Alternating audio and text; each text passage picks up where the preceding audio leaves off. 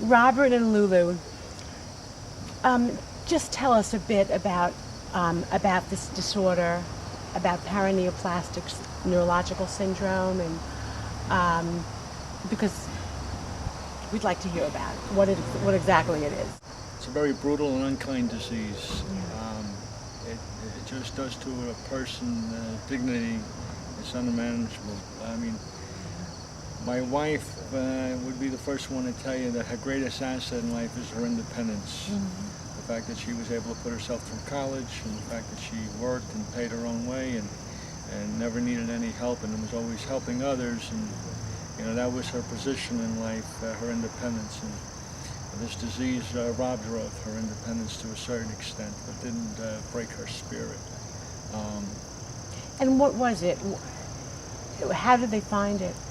Well, it first started off, it was just a simple, thing of, she was in the backyard walking the dog, and she came in and she said that the 3 small toes on her left foot felt numb, and I pricked her toes with a pin, and she felt the sensation, and I figured it was nothing to worry about. And then I guess a couple days to a week later, she said the 3 small toes on her right foot felt numb. Same thing, I examined her, and I said I didn't think it was anything to concern ourselves with, but as long as she had felt the pin prick. And then about a week or so more, she said her right arm was starting to bother her, and to me that raised the red flag. And how old was Maria then? 44. And she had been healthy. She's never been sick a day in her life.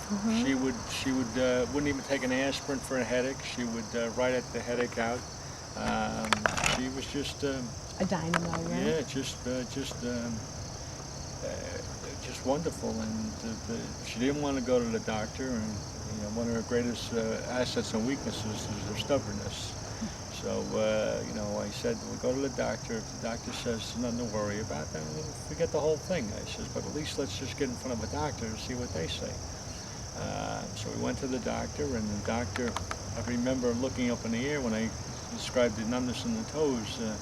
It seemed like all her medical training couldn't explain that condition of why the toes would go numb and why only 3 on each foot. Tell them what Dr. Latov told you.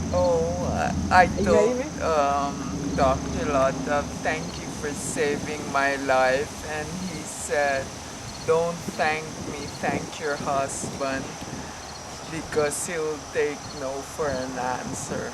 You won't take no for an answer. Take no for an answer. Nope, he won't. And all the medical students were saying what they learned about my case is how passionate my husband is in making sure I get the best possible treatment. That's what they told me. I believe it's my understanding from my own research that a rare disease is considered 200,000 less, and with my wife being one of 11, it's just mind-boggling to me.